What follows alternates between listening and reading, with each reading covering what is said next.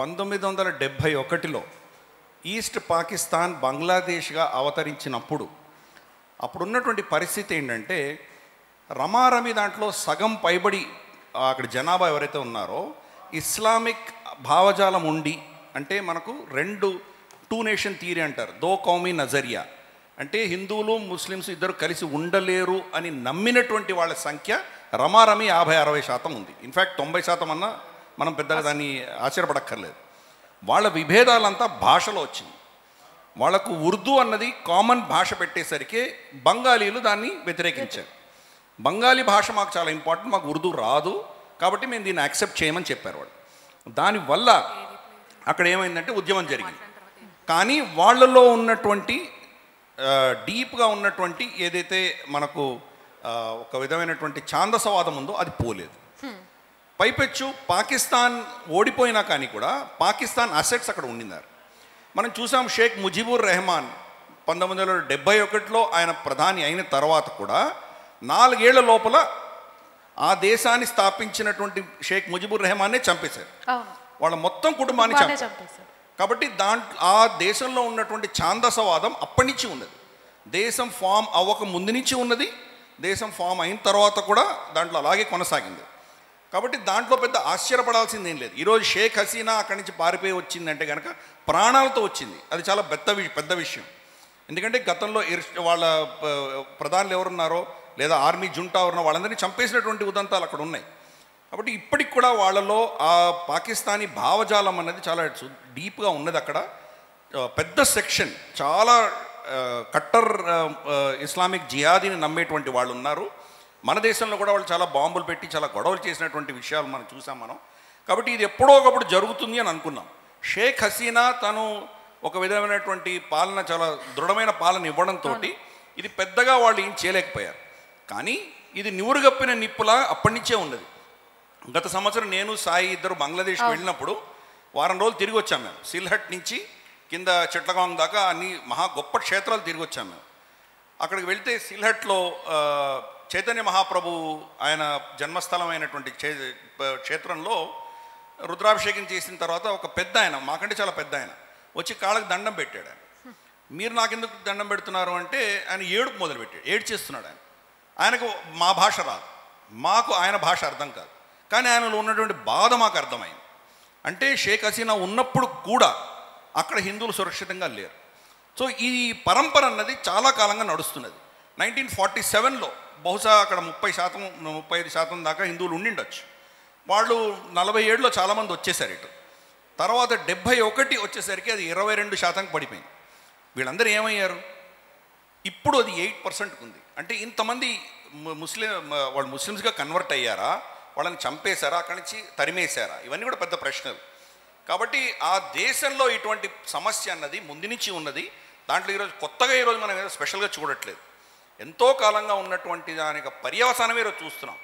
వాళ్ళ ఫౌండింగ్ ఎవరైతే రాష్ట్రపిత అంటారో ఆయననే చంపేశారు, ఆయన విగ్రహాలను ధ్వంసం చేశారు. కాబట్టి ఆ దేశం అన్నది ఎప్పుడు కూడా దేశం కాదు, అది మన అఖండ భారతంలో ఒక అభిన్న భాగమే కదా. దాంట్లో ఇస్లామిక్ ఆలోచన ఉన్నటువంటి ఒక విధమైనటువంటి ఎక్స్ట్రీమ్ భావజాలం ఉన్నటువంటి వాళ్ళు ఈరోజు గెలవగలిగారు. రేపటి రోజు మళ్ళీ దీనికి ఎటువంటి దానికి పరిణామం చెందుతుందో మనం చెప్పలేం. గతంలో కూడా ఇటువంటివి చాలా జరిగినాయి, ముందు కూడా జరుగుతాయి. బంగ్లాదేశ్ షేక్ హసీనా తర్వాత భారతదేశానికి ఒక కంటంగా తయారైంది. కాబట్టి ఇది ఒక పెద్ద సవాలుగా మనం తీసుకోవాలి. రైట్. ఇది యాక్చువల్గా అక్కడ సిల్లట్లో మేము మాట్లాడింది చాలా ప్రైవేట్గా మాట్లాడాము. సాయి దాన్ని పబ్లిక్గా చెప్పేయడం జరిగింది. మనకు క్షాత్రం అదే పనిగా చంపేశారు.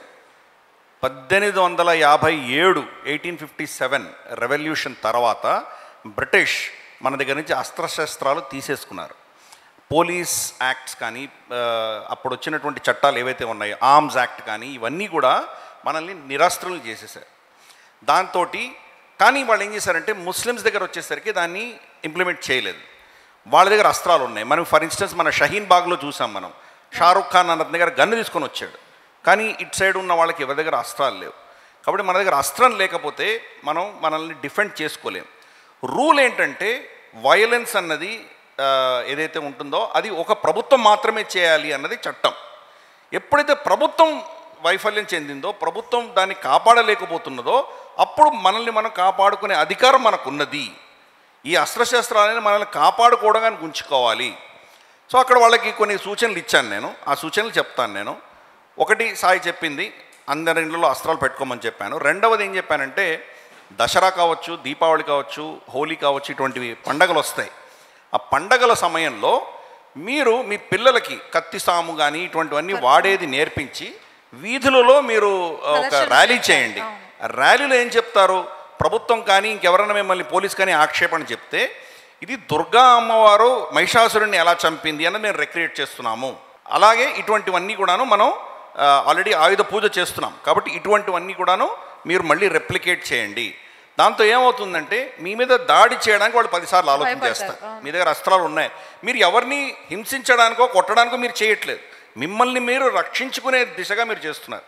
కాబట్టి ఒక మెసేజ్ మీరు పంపించడం అన్నది చేయండి. రెండవది, భారత ప్రభుత్వానికి నేను సూచన ఇచ్చాను. భారత ప్రభుత్వానికి ఏం చెప్పానంటే, భారత ప్రభుత్వానికి నేను ఇచ్చిన సూచన ఏంటంటే, వాళ్లకు మీరు యాత్రా వీసా అనేది ఒకటి ప్లాన్ చేయండి. మీరు యాత్రా వీసా ఒక 5 ఏళ్ళలో 10 ఏళ్ళలో మీరు కనుక ఇచ్చారంటే, ఒక సంవత్సరం వాళ్ళు అయోధ్యకు వస్తారు, ఇంకో సంవత్సరం ప్రయాగరాజ్కి వెళ్తారు, ఇంకో సంవత్సరం ఏదో చార్ధామ్కి వెళ్తారు, ఇంకొక సంవత్సరం ఏదో తిరుపతికి వస్తారు. ఏమవుతుందంటే ఇటువంటి ఘటనలు జరిగినప్పుడు వాళ్ళు అక్కడి నుంచి లీగల్గా వీసా తీసుకొని మన దేశంలో వచ్చి ఉండవచ్చు. మళ్ళీ అక్కడ సమస్య పరిష్కారం అయిపోయి కొంచెం శాంతి నెలకొన్న తర్వాత మళ్ళీ వెనక్కి వెళ్ళవచ్చు. లేదు, వెళ్ళలేనటువంటి పరిస్థితి ఉంది అంటే ఇక్కడే వాళ్ళు శరణార్థులుగా ఉండవచ్చు. కాబట్టి వాళ్ళని వాళ్ళు కాపాడుకునే దిశగా వాళ్ళకు ఒక ఆప్షన్ ఉండాలి. ఇప్పుడు 6 నెలలు పడుతుంది వాళ్ళకి వీసా రావడానికి. మనం చూసాం మొన్న కొన్ని వేల మంది అక్కడ వచ్చి బార్డర్లో మనం క్రాస్ చేయడానికి చూస్తే బిఎస్ఎఫ్ ఆపేసింది వాళ్ళని. ఇది మనం ఉన్న ప్రాబ్లం. మన దేశం అన్నది ఇప్పుడు ఇండియా అన్నది ఏదైతే ఉన్నదో అది బ్రిటిష్ వాళ్ళ కంటిన్యూయం. అది 1946లో మనకు రాజ్యాంగం రాయబడింది, 46లో 47లో కాదు. అంబేద్కర్ గారికి ఆల్రెడీ డ్రాఫ్ట్ అయినటువంటి కాన్స్టిట్యూషన్ ఆయనకి ఇచ్చారు. దాంట్లో చిన్న చిన్న నగీషీలు తప్ప బ్రిటిష్ వాళ్ళ చట్టమే నడుస్తోంది. 15 ఆగస్ట్ 1947 రోజు ట్రాన్స్ఫర్ ఆఫ్ పవర్ అయింది, కానీ స్వతంత్రం రాలేదు. స్పష్టంగా అర్థం చేసుకోవాలి. మనం స్వతంత్రం కోసం పోరాటం ఇంకా చేస్తూనే ఉన్నాం మనం. కాబట్టి దాని దృష్ట్యా ఈ ప్రభుత్వం, మన భారత ప్రభుత్వం యంత్రాంగం ఏదైతే ఉందో దాని ఆలోచన దృక్పథం అంతా బార్డర్ దాటి ఉండదు, ఒక అడ్మినిస్ట్రేటివ్ రెస్పాన్స్ ఇస్తుంది. ఫర్ ఇన్స్టెన్స్, బంగ్లాదేశ్లో గుళ్ళు ధ్వంసం అవుతే భారత ప్రభుత్వం మళ్ళీ ఫండింగ్ ఇచ్చి దాన్ని కట్టిస్తారు. కానీ అక్కడ హిందువులకు వీళ్ళు ఏం చేయరు, ఎందుకంటే భారత ప్రభుత్వంలో అటువంటి ఒక డిఎన్ఏని నింపడం అనేది జరిగింది బ్రిటిష్. కాబట్టి ఒక స్టేటస్ కో దేశంగానే ఉంటుంది. మనం మోదీ గారు వచ్చారు, వాళ్ళు వచ్చారు కాబట్టి సిఏ తీసుకొచ్చారు, చిన్న చిన్న మార్పులు తీయగలిగారు. కానీ సిస్టమ్ అన్నది కంప్లీట్గా మన సాంస్కృతిక పరమైనటువంటి భారత సంస్కృతికి విరుద్ధంగానే పనిచేస్తుంది. బ్రిటిష్ వాళ్ళు తయారు చేశారు. మనకు రావాల్సింది ఏంటంటే ఇండియా టు భారత్. ఇండియాకి భారత్కి చాలా తేడా ఉన్నది. భారతదేశం అనేది ఒక సాంస్కృతికమైన దేశం. సాంస్కృతికమైనటువంటి ఒక ప్రభుత్వం వచ్చేంత వరకు మనకి ఇబ్బందులు తప్పవు. మనకు ఇప్పుడు ఫర్ ఇన్స్టెన్స్ కరాచీలో వేల మంది చనిపోయినటువంటి వాళ్ళ అస్థికలు అక్కడ పెట్టుకొని ఉన్నారు. ప్రయాగరాజ్లో నిమజ్జనం చేయడానికి వెయిట్ చేస్తున్నారు. భారతదేశం పర్మిషన్ ఇవ్వట్లేదు వాళ్ళకు. అలాగే అక్కడ ఉన్నటువంటి చిన్న చిన్న పిల్లల్ని 10-11 ఏళ్ల పిల్లల్ని తీసుకువెళ్ళి మత మార్పిడి చేసి ముసలి వాళ్ళకి 3వ పెండ్లాంగానో 4వ పెండ్లాంగానో అమ్మేస్తున్నారు.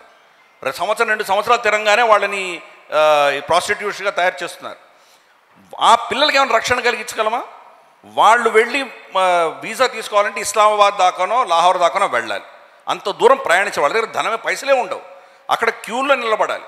ఎవరెవరు ఆ ఎంబసీకి వచ్చారో వాళ్ళ ఏజెన్సీస్ పసిగట్టి వాళ్ళని మళ్ళీ హింసిస్తున్నారు. మనం వాళ్ళని అక్కడి నుంచి భారతదేశానికి తీసుకురాలేకపోతున్నాం మనం. కాబట్టి ఇటువంటి అంశాలన్నీ కూడా భారత ప్రభుత్వం స్పందించాలి. ఒక సివిలైజేషన్ ప్రభుత్వం అయితే అది గమనిస్తుంది. వాళ్ళు పాకిస్తానీలు మాకెందుకు అన్నటువంటి ధోరణి అడ్మినిస్ట్రేషన్లో ఉంది. అలాగే బంగ్లాదేశ్లో కూడా వాళ్ళు బంగ్లాదేశీలు హిందువులు కావచ్చు, కానీ వాళ్ళు బంగ్లాదేశీలు, మాకు సంబంధం లేదు అన్నటువంటి ధోరణి ప్రభుత్వాలకు ఉంటుంది. అంటే ప్రభుత్వం అంటే మోదీ అనుకోకూడదు. ఈరోజు మోదీ గారు ఉన్నారు, రేపు ఎవరైనా రావచ్చు. ఎవరు ఉన్నా యంత్రాంగం అలా ప్రవర్తిస్తుంది. అదే మనకున్నటువంటి పెద్ద తప్పు, మనకున్నటువంటి ఇది ప్రాబ్లం. అందుకోసం ఇటువంటి సూచనలు ఇవ్వడం జరిగింది. వాళ్ళు అస్త్రశస్త్రాలు పెట్టుకుంటే కానీ వాళ్ళని వాళ్ళు కాపాడుకోలేరు. 1000 మంది ఫర్ ఇన్స్టెన్స్ బ్రాహ్మణ బారి అని ఒక డిస్ట్రిక్ట్ ఉంది, మన త్రిపురకు ఆనుకొని ఉంటుంది డిస్ట్రిక్ట్. ఆ డిస్ట్రిక్ట్లో 4 రోజుల క్రితం జరిగినటువంటి ఘటన ఏంటంటే ఒక కుటుంబం, హిందూ కుటుంబంలో 27 మంది ఉన్నారు. 27 మంది ప్రతి ఒక్కరూ ఒక అస్త్రం పట్టుకొని యుద్ధం చేశారు. వీళ్ళు ముస్లిం దాడులు జిహాదీలు రాగానే శస్త్రాలు తీసుకొని జై మా కాళీ అనుకుంటూ వెళ్ళడం జరిగింది. వాళ్ళు అక్కడి నుంచి పారిపోయారు, వాళ్ళు రక్షించుకున్నారు. అంటే ఇది టెంపరీయే. బహుశా రేపు ఇంకో 3000 మంది వచ్చారంటే వీళ్ళు తట్టుకోలేకపోవచ్చు. కానీ ఒక మెసేజ్ అయితే వెళ్ళింది కదా, మీరు వస్తే కనుక మేము సిద్ధంగా, మీరు చచ్చిపోవడానికి సిద్ధంగా లేవన్న మెసేజ్ వెళ్ళింది. క్షాత్రం అన్నది మనకు కావాలి. అన్ఫార్చునేట్లీ మనకు అది క్షాత్రాన్ని చంపేశారు వాళ్ళు. సౌత్ ఆఫ్రికాలో ఇటువంటి ఘటనే జరిగితే జేకబ్ జూమా యొక్క అనుచరులు జూలు ట్రైబ్ అన్నటువంటి వాళ్ళు భారత మూలాల నుంచి వెళ్ళిన వాళ్ళ మీద అటాక్స్ చేస్తే వీళ్ళు గన్స్ తీసుకొని వాళ్ళ మీద తిరగబడి దాడి చేశారు. ఎప్పుడైతే దాడి చేశారో అప్పుడు జూలు ట్రైబ్ అందరూ కూడా ఆగిపోయారు. లేకపోతే వీళ్ళ ఆస్తులు, వీళ్ళ బిజినెస్లు అన్నీ ధ్వంసమై ఉండేవి. ఎప్పుడైతే మనం శస్త్రం తీసుకుంటామో అప్పుడే మనల్ని రక్షించుకోగలం. కిర్గిస్తాన్ నుంచి తీసుకొని, బై ద వే నీ యొక్క లోగోలో అమ్మ కిర్గిస్తాన్ టిబెట్ వదిలేసావు, అది కూడా అఖండ భారతమే. కిర్గిస్తాన్ ఉత్తర కురు అక్కడి నుంచి తీసుకొని మనకు కింద మలేషియా, ఇండోనేషియా, బాలి దాకా, ఇటు కాస్పియన్ సీ నుంచి తీసుకొని లావోస్ దాకా ఎన్ని విగ్రహాలు బయటపడ్డాయో అన్ని విగ్రహాలలో అమ్మవారు కావచ్చు, అయ్యవారు కావచ్చు, ప్రతి దేవత దేవుడి దగ్గర మన దగ్గర అస్త్రాలు ఉంటాయి. దాన్ని మర్చిపోయాం మనం. క్షాత్రం అన్నది మనకు ఉండకపోతే మన సంస్కృతి అనేది బతకదు. అటువంటివే మా సూచనలు ఇవ్వడం జరిగింది. కానీ ఇది చాలా పెద్ద చర్చ. చాలా దుఃఖమైనటువంటి విషయం. ఒక సంతోషమైన విషయం ఏంటంటే ఇట్లా దీని గురించి చర్చించాలి అని నీకు ఆలోచన రావడం, ఇటువంటి సదస్సు పెట్టడం అనేది చాలా గొప్ప విషయం. కానీ దౌర్భాగ్యమైన విషయం ఏంటంటే 40-50 మందికి పైన రాలేదు. అంటే ఈ హిందూ సమాజంలో దీని పట్ల వాళ్ళకి ఎంతటి చిత్తశుద్ధి ఉందో మనకు అర్థమవుతుంది. చెప్పాల్సిన విషయాలు చెప్పాను. ఇది చాలా పెద్ద సబ్జెక్ట్. ఇది మనకు సాంస్కృతిక పరంగా మనం దెబ్బతింటున్నాము. మన సాంస్కృతిక పరంగా మనం రెస్పాన్స్ ఇవ్వలేకపోతున్నాము. దాని మీద మనం ఫోకస్ పెట్టాలి. మనం అందరం ఏమయ్యామంటే భక్తులుగా తయారయ్యాం, కానీ హిందువులుగా తయారవ్వలేదు. ఇది మనకున్న సమస్య. గుళ్ళకు వెళ్తాము మన పాపాలకు అడుక్కోవడానికో లేదా పుణ్యం కోసం వెళ్తున్నాం, కానీ హిందువులుగా వెళ్ళట్లేదు. కాబట్టి హిందువులుగా తయారైతే కనుక ఆటోమేటిక్గా వీటికి సమస్యకి పరిష్కారాలు వస్తాయి. తిరుపతికి 2 కోట్ల మంది సంవత్సరానికి వెళ్తారు. కుంభమేళాకి 2 కోట్ల మంది వెళ్తారు. ఎవరు వెళ్తున్నారు? భక్తులు వెళ్తున్నారు. వాళ్ళ స్వలాభాల కోసం వెళ్తున్నారు. కానీ ఎవరైనా నా దేశం బాగుండాలి, నా సంస్కృతి నిలబడాలి, అఖండ భారతం నాకు మళ్ళీ ప్రాప్తించాలి అని ఎవరైనా కోరుకుంటున్నారా? ఇది మన ప్రాబ్లం. మన హిందువులుగా ఉండడం మానేసాము. అబ్రహామిక్ థాట్ ప్రాసెస్ మనకు కూడా వచ్చేసి రావడంతో ఈరోజు మనం ఈ సమస్యల్లో ఎదుర్కొన్నాం. వ్యక్తిగతమైనటువంటి స్వలాభాల కోసమే మనం ఫోకస్ చేస్తున్నాం. కాబట్టి ఈరోజు మనం ఇంత గణనీయంగా దెబ్బతింటున్నాం. బంగ్లాదేశ్కి సంబంధించి మనకు శరీరం ఎట్లనో అట్లా శరీరంలో ఉన్న ప్రతి అవయంలో రక్త ప్రసరణ ఎట్లా జరుగుతుందో బంగ్లాదేశ్ కావచ్చు, పాకిస్తాన్ కావచ్చు, ఆఫ్ఘనిస్తాన్ కావచ్చు, ఇక్కడంతా కూడాను మన ప్రాణశక్తి ప్రసరిస్తూ ఉంది. నేను సాయి వెళ్ళినటువంటి క్షేత్రాలు అద్భుతమైనటువంటి శక్తి క్షేత్రాలకు వెళ్ళాం. మహాలక్ష్మి భైరవి శక్తిపీఠం మనకు సిలెట్లో ఉంది. అలాగే భోగ్రాలో భైరవ్నాథ్ శక్తిపీఠం ఉంది. అలాగే ఢాకేశ్వరి మాతా మందిర్ ఉంది, చట్టేశ్వరి మాతా మందిర్ ఉంది.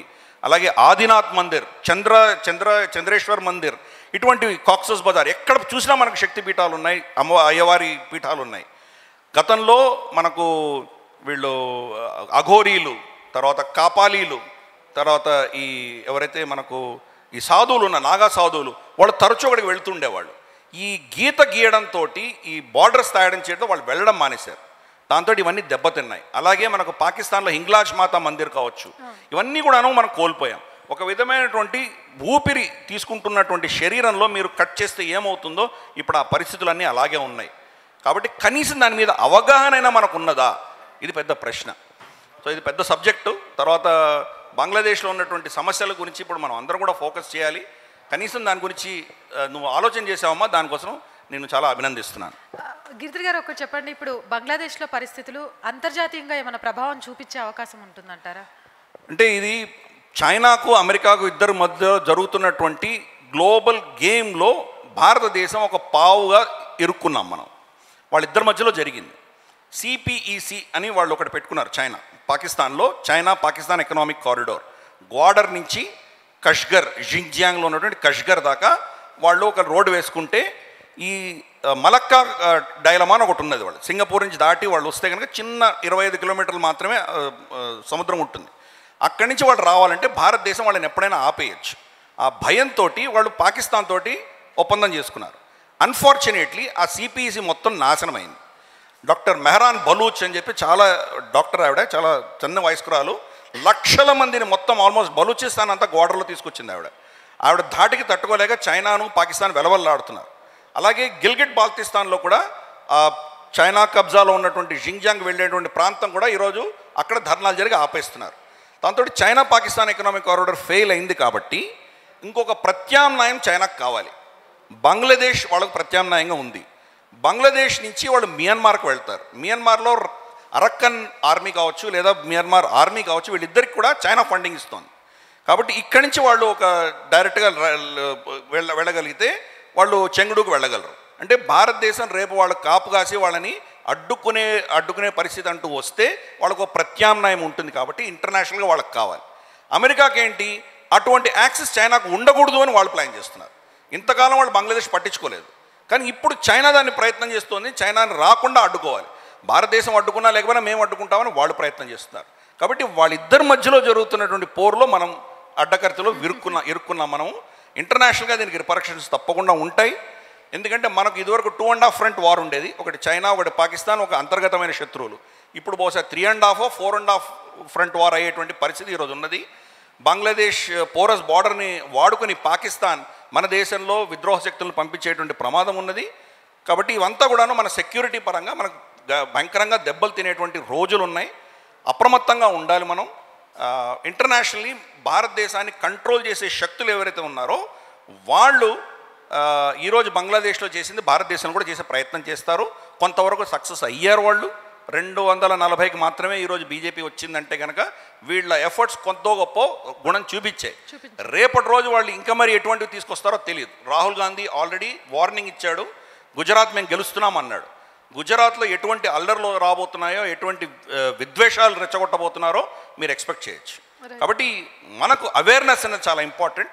అందుకని ఇటువంటి సదస్సులు ఇంకా ఉండాలి. అన్ని ఛానల్స్ కూడా చేయాలి. ఇది ప్రజలలో అవేర్నెస్ అంటూ ఉంటే కనుక అప్పుడే మనం దీన్ని ఎదుర్కోగలం. ఈ వీడియో మీకు నచ్చినట్టయితే లైక్ చేయండి, 10 మందికి షేర్ చేయండి. అలాగే కామెంట్ల రూపంలో మీ అభిప్రాయాలను మాతో పంచుకోండి. Nationalist hub group of channels ను సబ్స్క్రైబ్ చేసుకుని తెలుగునాట జాతీయవాద జర్నలిజాన్ని ప్రోత్సహించండి. ఈ వీడియో కింద ఉన్న బెల్ ఐకాన్ పై క్లిక్ చేయడం మర్చిపోవద్దు.